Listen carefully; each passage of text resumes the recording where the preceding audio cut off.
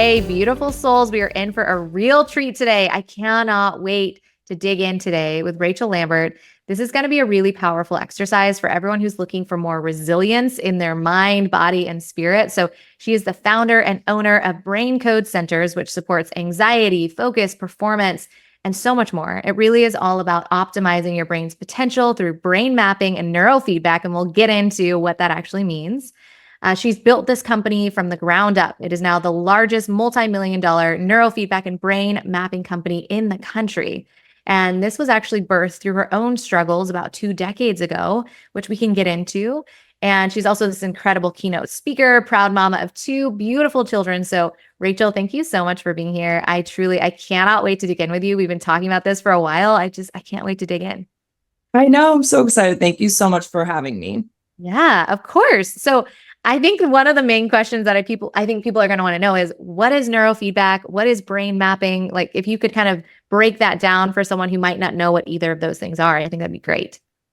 Yeah, so I love brain mapping because it really allows us to look at the root neurologically of what's going on with people's surface symptoms that we struggle with, right? We all struggle. It doesn't matter if it's anxiety, depression, trauma, PTSD, bipolar disorder, sleep issues. I mean, whatever the case may be, we absolutely all struggle. And so to be able to really have a definitive data-led reason, which that's coming from, I love having a brain map to actually be able to understand the person that's sitting in our chair, right? So a brain map is a baseline QEEG that just allows us to really read and understand the brain's functioning.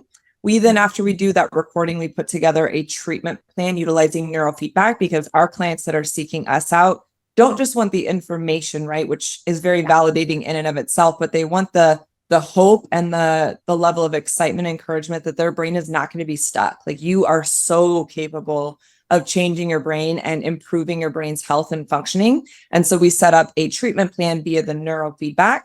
And then that's how our clients kind of get better, if you will. So neurofeedback in a nutshell, it's operant conditioning of the brain, which is reward-based training. So we teach the brain how to self-correct unfavorable patterns. So we have tens of thousands of clients, globally, that are able to utilize hardware and reset their brain patterns, truly utilizing this form of therapy. So it's absolutely fantastic. Neurofeedback saved my life. I know I talked to you a little bit about it, but I honestly think I'd be dead or in jail if I hadn't done neurofeedback. And I'm so grateful for this form of therapy. And that's really what launched me into getting into this field myself, is going through that struggle and just getting out on the other side, knowing that, hey, your brain is an incredible organ that is completely willing and able to change. So take us back to 2 decades ago when you were like, I need a shift. Like, you're like, I might have been in jail. I might have even been dead. Like, take us back to that time, and how did you kind of stumble upon neurofeedback, and how has that transformed your own life as well? Stumbling upon is definitely the words that I would use. I think Okay. a lot of people still are like, what? Brain mapping, neuro, what? Right. What even is that? Yeah. And I had tried medication. I had tried years of talk therapy. And it was when I was in my teenage years, very rebellious, self-destructive, impulsive, involved in drugs and alcohol. And just, I didn't grow up in a traumatic family. I had wonderful parents. Like, it was a pretty stable household. And my behavior that was existing was just honestly pretty awful. And so, because I was running up against walls with just the different therapy modalities we were utilizing, that began the exploration for what else is out there, what else can actually help me get to some healing that I really, really need. And so thankfully, my parents found out about brain mapping and neurofeedback. I went and did an entire series of it. Essentially, the baseline EEG said that my frontal cortex was moving like 150 miles an hour with no breaks. The pattern that my brain exhibited was that of bipolar disorder, summed up quite a bit for my parents. I ended up doing an entire series of neurofeedback therapy, and I did a post brain map, so another brain map at the end of it. And the new brain map showed not one pattern of bipolar disorder. And it was truly at that time, like, my mom said, I felt like I had the best version of my daughter back. Like, your voice sounded grounded. You just felt like you again for the first time in years. And I don't think I even really noticed the change as much as my parents did until 6 months later, when I was really just, my life just continued to get better and better and better. Because my brain had the ability, like I finally felt like I was in control of my brain and it wasn't in control of me, which so many people feel like, right? Like, well, I don't sleep, I can't focus. So I go take, 15 cups of coffee every single morning so I can focus. Like, why is it so hard for us to get in control of our behaviors, right? It's very possible through a flexible performing brain. Yeah. So this is so interesting to me. So like when someone, let's say, is experiencing or has experienced trauma and they're almost like it's like circulating in their mind, and you can see that in the brain and kind of where it's showing up, and you can help to kind of alleviate that patterning that's happening over and over again. Is that kind of how it works? So as you know, right, trauma like impacts our cells. So we can't see that, right? But trauma then will manifest itself in so many different ways. And trauma does not look the same for people, right? Some people experience something stressful or something traumatic and they respond with a lot of hypervigilance and control and like a very somatic PTSD type response. Other people dissociate, right? We were just talking about this before we hopped on the call. Like, I'm good, things are fine. Yeah, I think I'm good. And then you lose that deep like connection with a person because they've sort of shut a part of their soul down. Other people become very inflexible, right? And so what we see on the brain map, even if someone's told me nothing, we see how their tendencies are to respond, right? In stress. Okay, you probably respond in stress with a level of hypervigilance, or your heart starts to beat, or whatever, your palms get sweaty, versus the other person where it's like, you probably really shut down. It's really difficult for you to connect with your family after, XYZ things happen. So we're more so looking at patterns that are exhibited on the brain map and then how somebody probably shows up within that patterning. That's so powerful. And so what I think is so cool is kind of based on your own experience is you were like, I didn't have to take medication anymore by just rewiring the brain, if that's even the right term. I don't know if rewiring is the right term, but this idea of, I mean, how liberating to know that you can do that naturally with just the different brain mapping and the neurofeedback and all of that put together to allow your brain to do what it really wants to do, but maybe it's just stuck. I just think that's so liberating. It's so powerful to hear. Yeah. It really is. And I think so many people I am not anti-medication. I do think so many people, to your point, they don't want to feel dependent on a little pill that they have to take every single day that they also might be struggling with some side effects with as well. Right. And so we have a lot of people that, consult with us and they're like, I don't want to put my 6-year-old on the ADHD medication that they prescribed me. I don't want to feel like I have to rely on my Lexapro to have a quality of life. And not only does that take a lot of courage for somebody to explore, because sometimes people feel great on meds, but it's like, hey, I want to start to like get to the root of my battle and not just medicate myself my whole life. So it is powerful when people experience that. Yeah. I want to do this. This sounds so fun.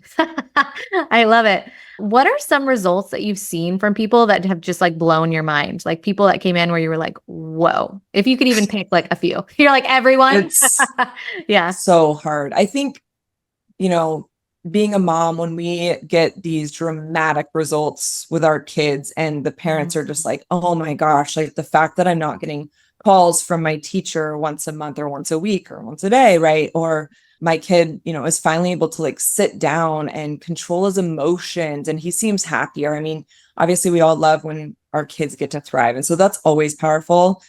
We work with a ton of first responders. So lots of EMS, military, tons of PD and fire. And it's a really cool population, I think, because they've chosen a career that's really to serve and protect us. And so you feel like this spider web effect when they start to sleep better, or they feel like, they can finally connect and become a husband off work and then go back and be their police oriented self when they're at the job. It's a really hard thing for first responders to turn that off. And so to hear the family just be united and them to say, I feel like I finally have my dad back and he's so present now, or wow, my dad's sleeping. He's in such a good mood now. And so the feedback we get from the whole family, right? When somebody starts sleeping and becoming more present, I mean, it's unmatched. gosh, I could go on and on, but I think those are two like populations that really get me excited. Yeah. Yeah. So what does that process look like for someone who's like brand new? They walk in the office, they're like, "Hey, I need help." What does that look like? Walk us kind of through like that process of like, here's where we start and this is kind of what we walk you through and this is where you know that you're good to go type of thing. Yes. So if you do our remote program, either way, whether you're doing it remotely and we're shipping you a headset from wherever in the world or the country, or you come into one of our physical offices, we're doing a baseline EEG, so that brain map. That basically involves us putting on this there's some wires, right? So there's some wires that are connected to it. Think of it like an EKG of a heartbeat, but it's just an EEG of brainwave activity. It is totally non-invasive. So those of you that are listening that might be like, wait, are you shocking our brain? No shocking is happening. We are just reading and monitoring the brainwave activity or the frequencies that are being outputted from your scalp, essentially. My clinical team then puts together a report of findings. We get back together with our clients 3-4 days later and go over the results. That is one of my favorite parts of this program, right? Is where you actually get to see tangible results of what's going on neurologically with your brain. And so that's really powerful. People cry during those. They'll say things like, I feel so seen. I feel so validated. I've never felt like someone just read me like a book without me really having to say a lot about myself, right? And all we're doing is just experts at reading brainwave patterns and how that's impacting somebody. So those are the first two steps. Then the neurofeedback begins. Clients come in for repetitive sessions. If you're doing it remotely, you get this cute little headband that has the sensors on it. And then we have our personal brain code remote app. And so my clinical team puts the protocols into the app, and you basically do a series of brain training sessions on the app. If you're in person, you have headphones on, you're looking at a screen, and you get rewarded. So the video will not play, sound will not play unless your brain is basically hitting the thresholds that we're challenging it to do on the back end. And we know our brains love novelty, right? No brain's going to want to sit there and experience nothing. Right. And so our brain figures out really how to regulate its own brainwave activity on the back end for us. Wow. And then ultimately what happens is this really chaotic, unorganized brain starts to produce these very harmonious, beautiful brain patterns. Those brain patterns now free people up from experiencing the symptoms that they struggle with, right? So after the course of treatment, we do really caveat that with this should be holding level of neurological permanency once you've done enough. It's kind of like learning how to ride a bike. Once you learn that skill, you commit it to permanency, you don't have to relearn how to ride a bike. And that's the beautiful thing about a learned behavior. So the purpose of investing in your brain and taking care of your brain now, it frees you up from just struggling the rest of your life, which I really do feel like, because I had the flexible brain at age 17, it's allowed me to go through so many stressors into my future without, it truly feeling in control of me. Yes. Oh my gosh. That is so powerful and so cool. I love that people can do this anywhere in the world now. Like, right? That they can do this like on the app. Like, I think that's so beautiful how you expanded. And so when you think about like from the business perspective, you've now built this multi-million-dollar company.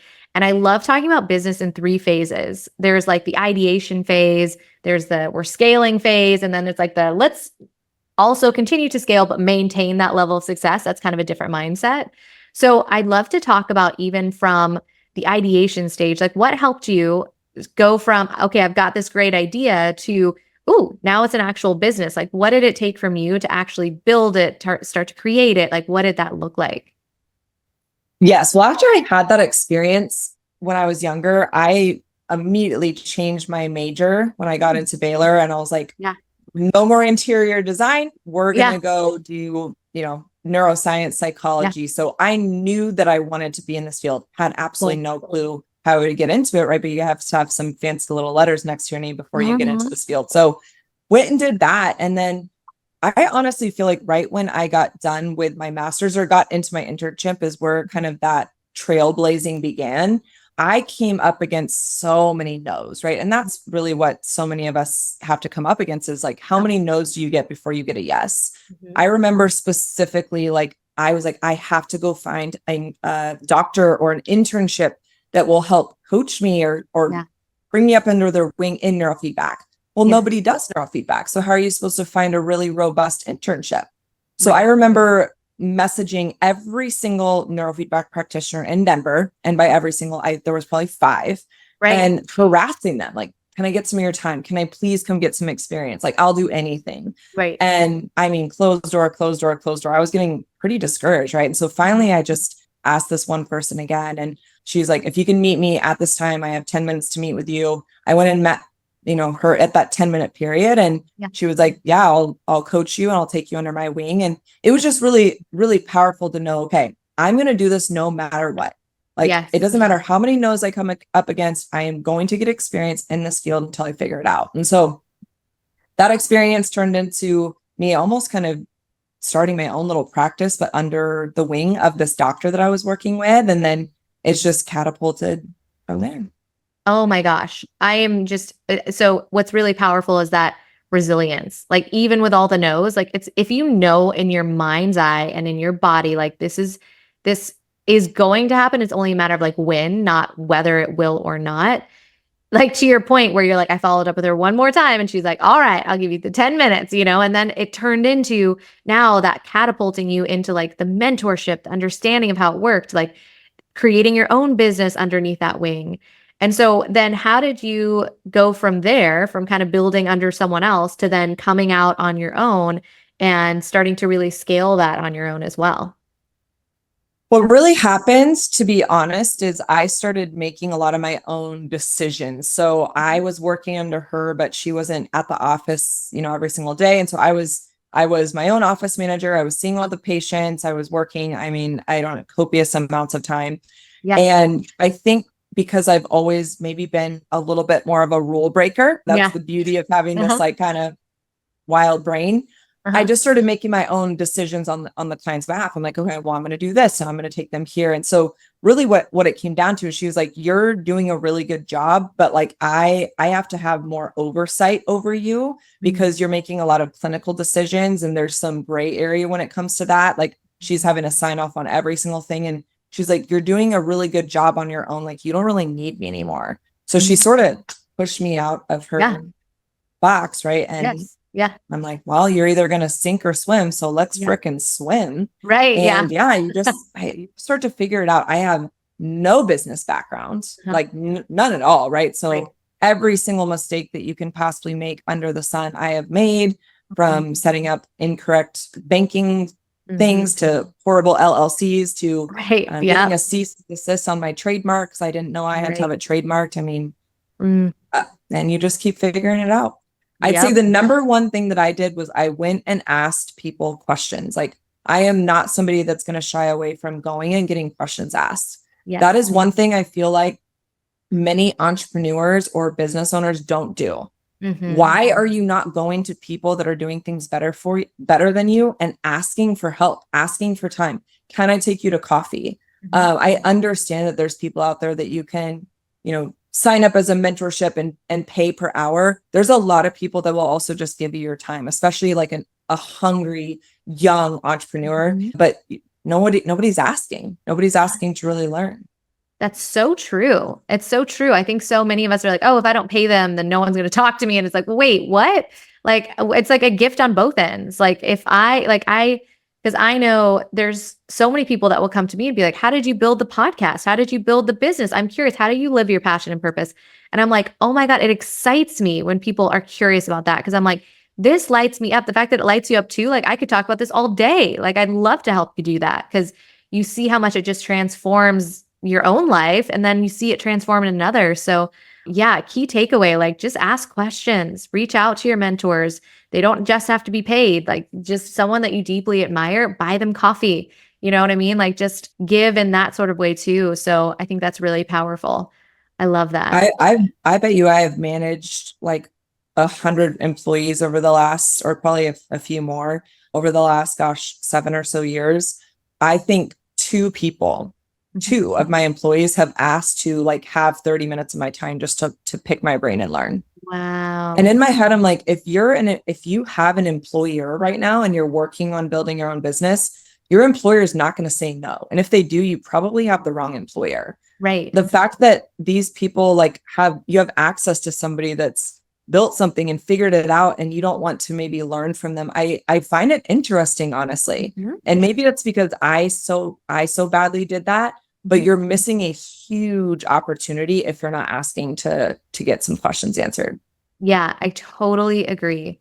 It's so true. And it's fun on the other end too. Like we were just talking about, like it's like a gift for them too. And they're doing it also. You know what I mean? It's not like they have it all figured out at that level. Like they're asking someone else too. Like we're meant to build in community and tribe. That's how we all learn. We come here with zero knowledge and then we learn. I mean, we got innate wisdom, right? But like when it comes to like the human experience, like everything is learned. And how do we learn? Through other people. So it's like, it's funny how we kind of lose that. I feel like as we get older, because there's like collective stories around, I don't want to inconvenience. And it's like, shift the mindset around that a little bit, like lean in, ask the questions, because think about who you could be impacting by actually building the thing versus holding the story of, I won't ask them, so I'm not going to build it. It's like, no, build the thing. Think about everyone you could impact with that by just asking the question.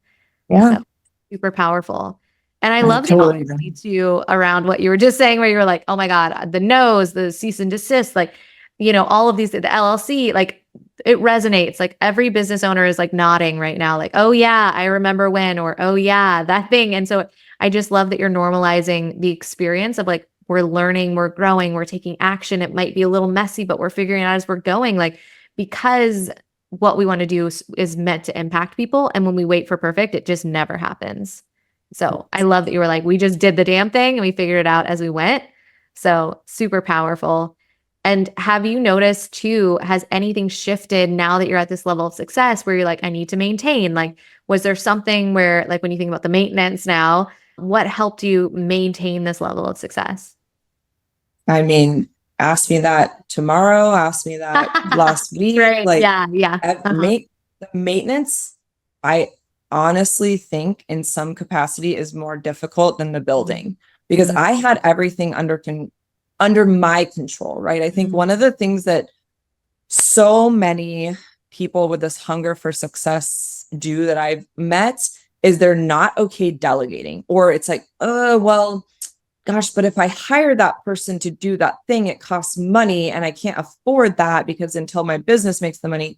Well, your business is never going to make the money until you have that second or third player that you need on your team so that you can be freed up to go do those things. And that's nothing new, but there's some reason why people don't take that step.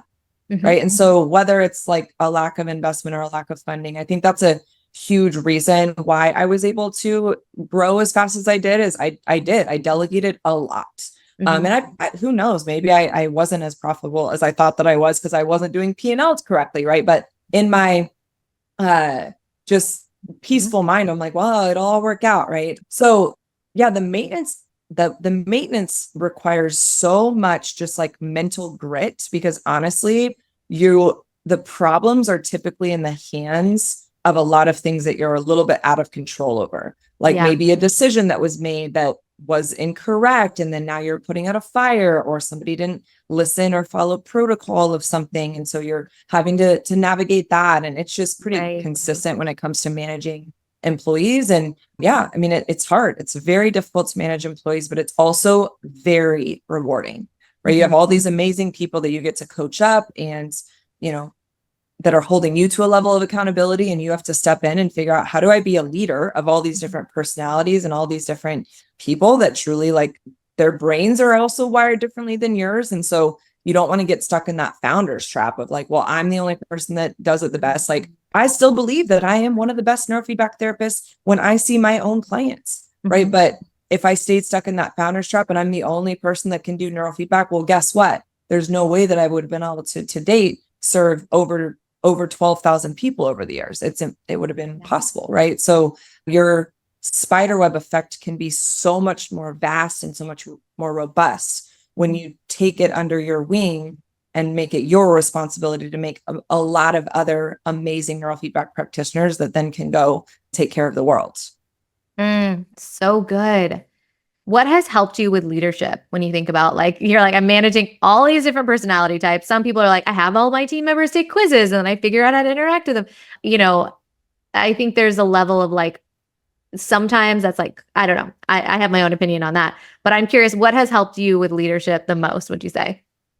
I definitely like, type indicators and stuff like that. I think that that's helpful. Yeah. I manage quite a few therapists, right? So I definitely have like a culture and a type of person that Yeah. works really well for us. Yeah. My personality tends to be a lot different than that. And I'm not saying that there's anything wrong with like a deep, empathetic, highly sensitive person. They make extraordinary therapists. Mm-hmm. I have to put on a very, very different hat when I talk to a lot of my team members. And so Yeah. it challenges me seriously every single day. Yeah. But then there's that fine line, right? Between you're a young woman, we're young women, right? And so how do you actually then hold the respect of a team?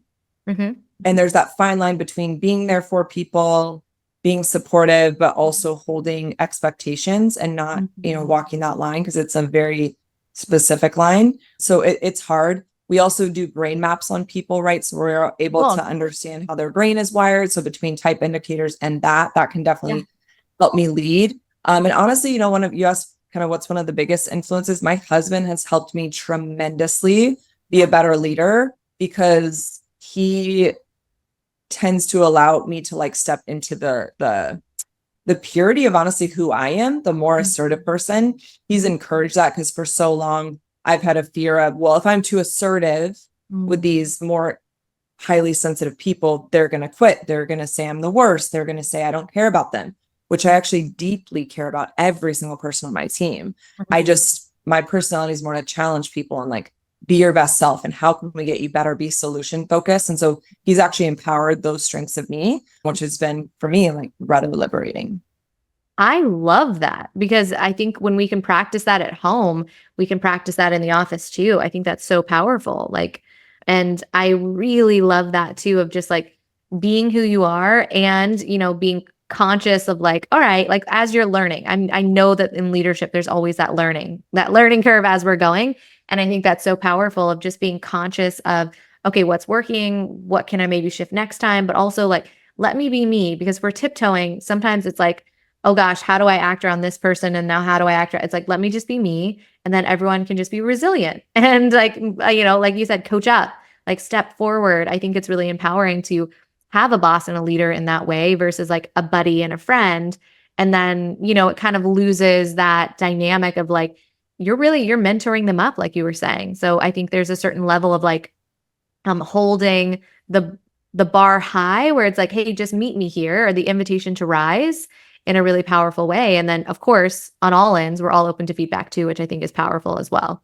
Yeah, beautiful. Yeah. What advice would you give to an entrepreneur that is wanting to follow their passion and purpose? They might be feeling a little bit like nervous to take the plunge. Like, what would you, because I know you're living your passion and purpose. You can just feel it in your energy. Like, you are so deeply connected to your why and the people that it impacts. Like, what would you say to that person that's like, I want to go all in, but I'm a little bit scared?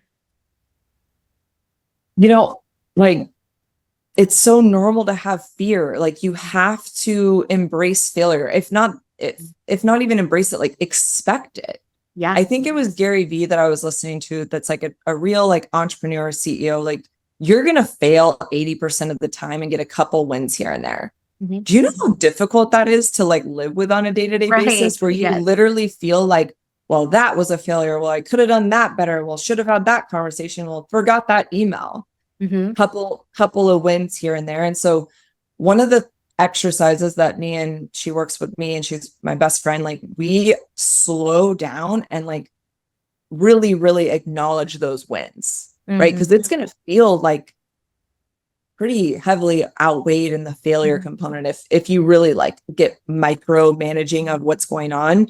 But it's like, no, do you know how big like some of the wins are? And while it feels like micro wins, like at the end of the day, you have an amazing company and you have an amazing purpose and clients are getting better, but the day-to-day can get so mundane with like all these mistakes. And so I think that's part of it, is the same thing in life. Like, people just think, well, unless it's a great day, like I'm not doing good. And so at the end of the day, just step into that fear and literally go seek out for the failure, right? Go seek out the failure, because in each single lesson of micro failure is an opportunity to win in some capacity, right? Or an opportunity to learn something that then will get you to that little dose of win here or there. But I think we need to reframe how we see fear and failure and all that, because they're not bad things. They're actually beautiful things that are just going to make you better if you don't internalize them and make it part of your identity. And I think that's part of it. It's we make it part of our identity. Well, I,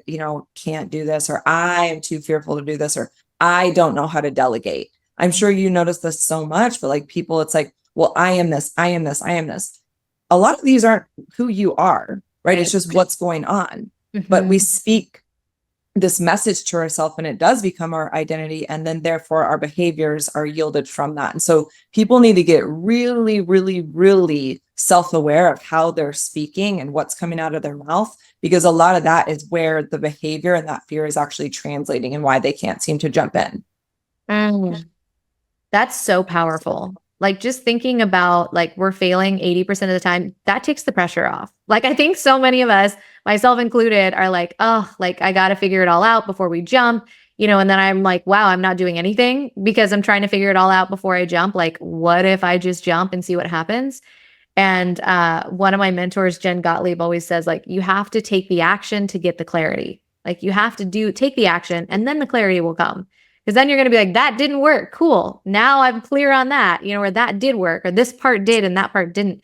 And so I think it's really, really powerful to just breathe that into the space of like, think about all the people you could be impacting by even just the couple of wins, like you just mentioned. All the other failures aside, like let yourself be more resilient in that. Maybe go to the brain code centers and like start to really like tap into that resilience.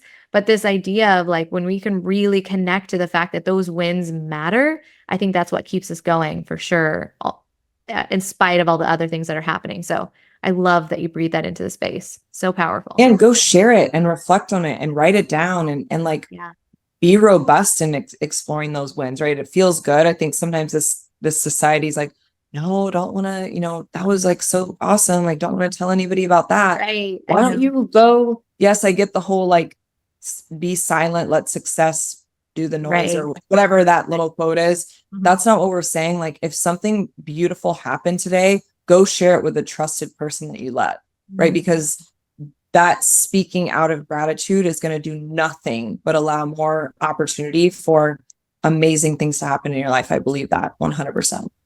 I totally agree.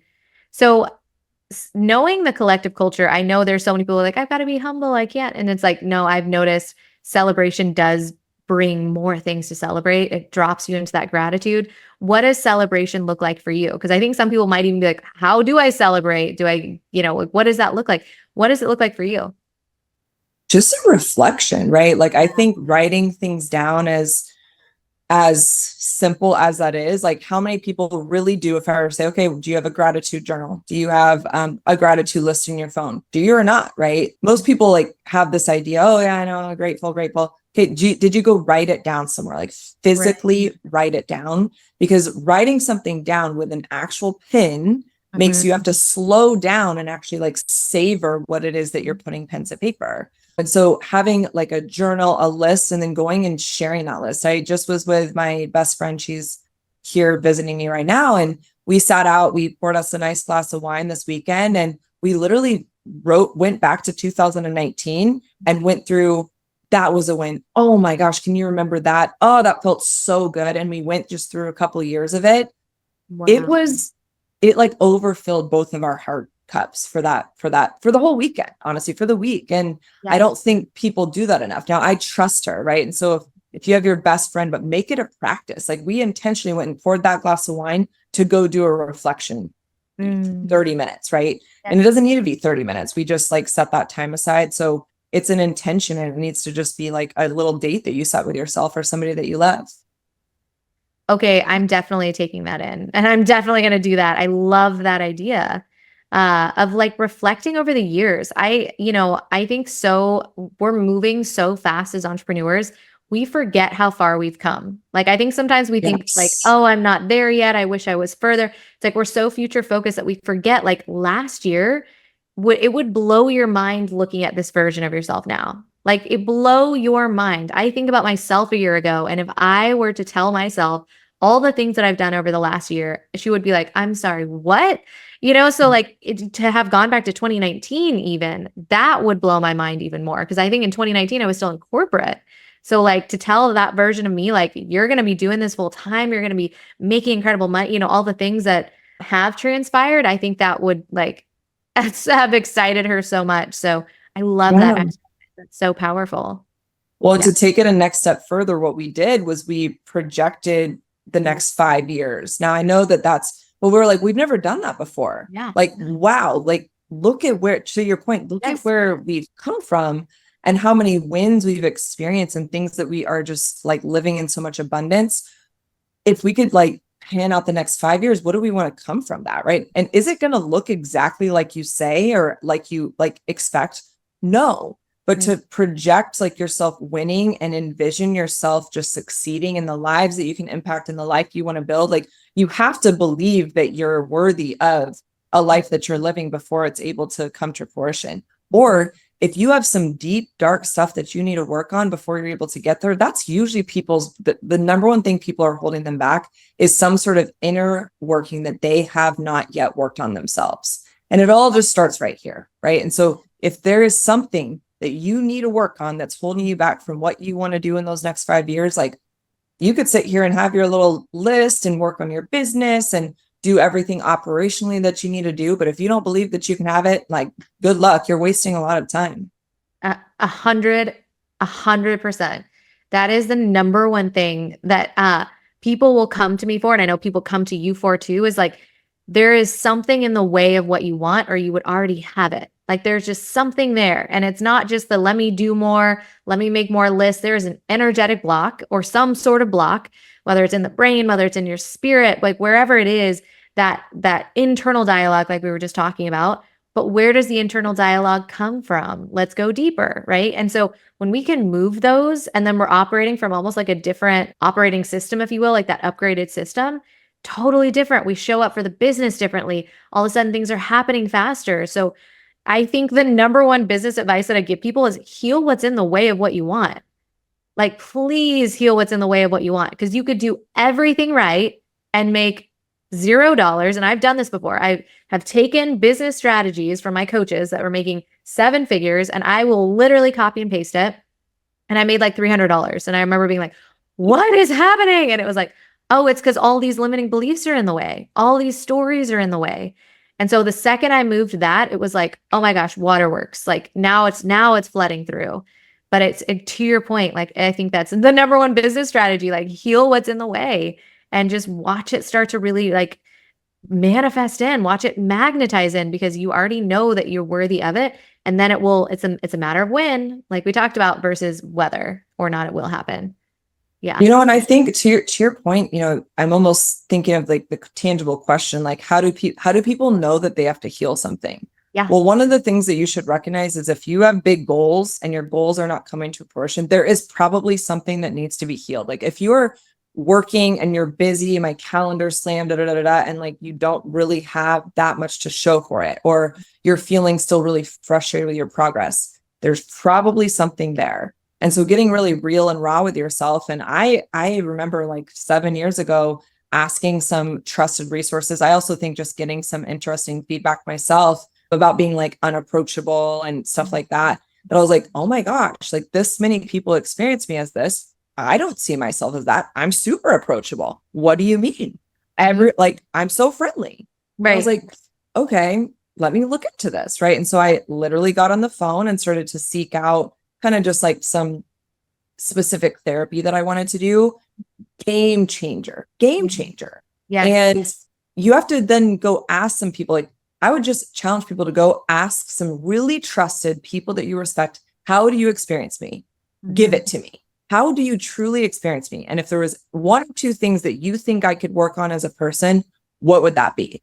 You're going to start to see some thematic answers if you ask like 3 or 4 people that you really do believe in. And I would challenge you that those are probably the things then that are limiting you from stepping into what you really should be doing in your future. Yes. Yes. And when you get the feedback, seek out the healer, like you mentioned, the therapist, the healer, whatever that looks like, to help move it. versus like having it just be feedback that we get stuck on. And then we think, again, we identify with it. Don't identify with it. It's just an experience that you're moving through. It's just an energy that you're kind of collaborating with, dancing with more than your soul probably desires to. You're just not aware that that's the energy and you're come from. And so find someone that can help you move that in a way that's going to be really empowering. So I love that piece of advice. Amazing. Oh my gosh. Well, I'm positive that everyone who's listening in is going to want more of you. So where can they find you? Where are you hanging out? Yes. Anybody listening, go follow us on Instagram, Brain Code Centers. It's just at Brain Code Centers. We try to be very educational. We try to be pretty funny on there, just all about brain mapping and health and how to optimize your brain's potential, all of that. Braincodecenters.com if you want to read more on the website. And then if you're looking for a one-on-one consultation to really learn more about how to improve your sleep or anxiety, we do free consultations, 45 minutes with myself. Actually, I still do 100, not 100%, but part of the consultations with my VP. And we'll spend 30 minutes just learn about you, what's going on, and how we can help. Oh, I love that. Amazing. Okay, Rachel, thank you so much. This was incredible. I'm so grateful for all the wisdom that you dropped into the space. I mean, just so empowering. For everyone that's tuning in, thank you so much for spending your most beautiful and precious resource with us, your time. We are eternally grateful for you. If you had a big takeaway, feel free to DM us or tag us on Instagram. We love hearing what resonates with you. We create more for you specifically. So please reach out. We're sending you guys so much light and love. And until next time.